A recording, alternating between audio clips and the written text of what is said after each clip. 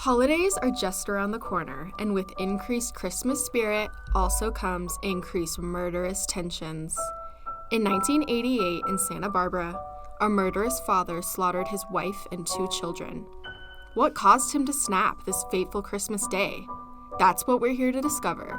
Let's spill the tea. True crime tea.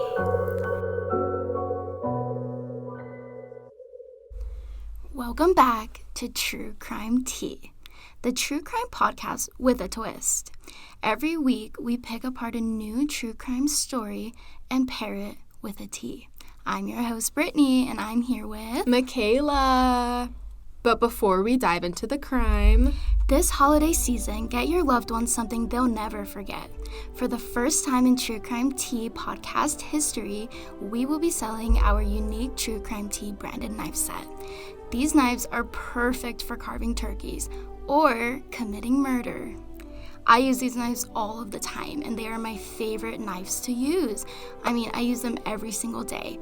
And I'm actually looking at some right now because we have some in studio with us today. So I can tell you firsthand, the handles are beautiful and the blades are so sharp. So go to our website and place your pre-order today. And then anyone who subscribes to our Patreon can get early access as soon as today. close your eyes, Brittany, and picture this. Are your eyes closed? They're closed. It's the perfect Christmas morning. Fresh blanket of snow, the fire is crackling, the perfect family Christmas. But it's quiet, too quiet. It would take 7 hours before the police were called to the house. There they would find the bloodied bodies of 2 young children and their mother.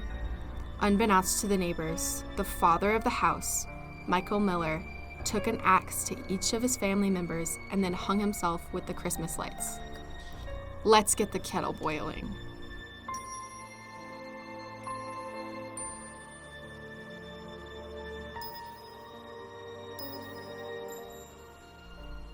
Today we have a special treat, a key witness to the Holly Jolly Santa Massacre, Ben Reese. Say hi, Ben. Hello. So, Ben, you were next door neighbors to the Miller family. What was it like? I only lived there for a couple of years. I didn't really see them much, to be honest. But were you surprised by Michael's decision to, kill his whole family? Mm-hmm. Yeah, I mean, no one expects this to happen. It was really tragic, and it affected the whole community. People are still grieving. A town never gets over something like that. Oh, fascinating. So is the house, abandoned now? No, I mean, I think they sold the house pretty quickly. Everyone just wanted to move on, I don't really know. My family moved out of the neighborhood soon after that. That's pretty crazy. What about the kids? Joey was 7 and Cara was 8. That had to have been really scary for them. I mean, I can't imagine if my dad did something like that. Oh, and his poor wife. What was her name? I have no idea. I think I forgot. She's kind of relevant. I mean, psychotic men are really hot, but this kind of takes it a level too far. Yeah. So what was up with the axe? Because do people even own any axes anymore? I mean, what would you even need an axe for in California? Right, yeah. He was a carpenter, so just like sense. Jesus. Oh, that is so on theme. I love Christmas. Right. Michael, he actually did a lot for the community. A lot of people don't know this, but he volunteered his time to build a church. He was always doing handiwork for people in the neighborhood. I mean, he was doing all he could to help out. Wow. Sounds like such a great guy. Didn't he hang himself with the Christmas lights on the tree after taking an axe to his young children? No. What are you talking about? I mean, that's not true. It's obviously not true. That's true. like a simple Google search on that one. How do you think the cops got to his house so quickly? He was sick. I mean, why are you just making up your own story here?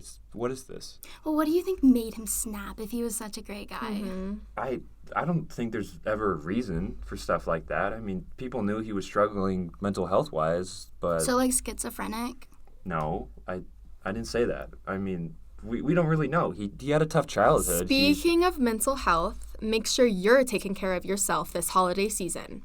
BetterHelp provides you with access to real therapists at any time. If you go to betterhelp.com/truecrimetea, you can get 20% off your first consultation. That's incredible. As some of the listeners know, Whoa. I've dealt with some of my own serious? mental health issues. You are so brave. Thank Look you. at that. Whoa. No, I'm talking here. You guys serious? You're doing an ad right now? So make sure you sign up to talk to someone if you struggle with any mental health issues like me. I know how hard it is to get someone around this holiday season. No, listen. This murder I'm trying to talk. clearly shows it as well. Are you really trying to invalidate Michaela's mental health journey Yeah. right now? No, Like, this is crazy. I'm not. You're quite literally making light of the mental health of Michael and using it to sell this product. I mean, what is this? You're selling knives here? Okay, I Ben. mean, it's our job. Let's take a step back here. Step back. Okay. Yeah. I think it's time for us to introduce the tea of the idea, podcast good idea. so we can relax a little bit. Ben, each week here on True Crime Tea, we pair a tea with the crime that we're discussing this week. Michaela, if you want to go ahead and start the kettle, I can explain our tea. Perfect. So this week we have a lovely blood orange and peppermint tea. We thought that this would tie in so nicely with the theme of today's podcast episode. I mean, peppermint tea is great for those sore throats. Oh, I have a sore throat right now. And we, I always get them around the holiday season, when the cold weather starts getting to us. Or, if you hang yourself with Christmas lights, you're going to have a sore throat probably.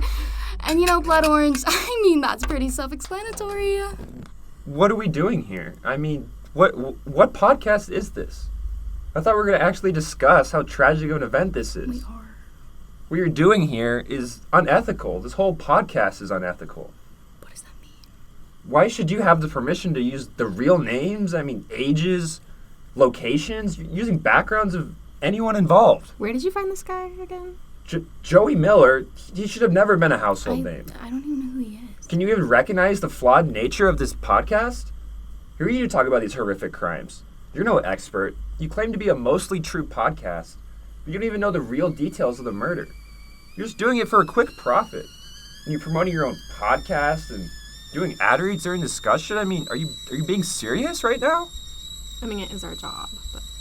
Like, get a grip here. You make light of the situation by having these inappropriate gimmicks and making these cruel jokes. Those were real people.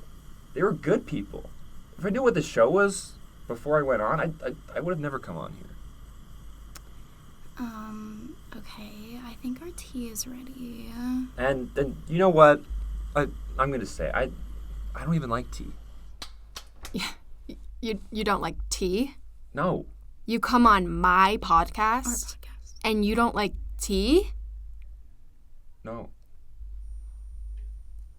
Kayla, Whoa, what are whoa. you doing Hey, with that? Kayla, put the knife down. Hey!